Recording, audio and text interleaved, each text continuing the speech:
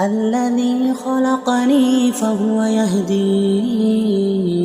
والذي هو يطعمني ويسقين وإذا مرضت فهو يشفين والذي يميتني ثم يحيين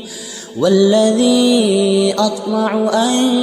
يغفر لي خطيئتي يوم الدين رب هب لي حكما وألحقني بالصالحين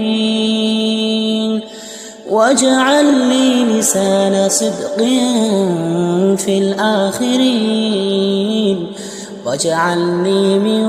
ورثة جنة النعيم واغفر لأبي إنه كان من الضالين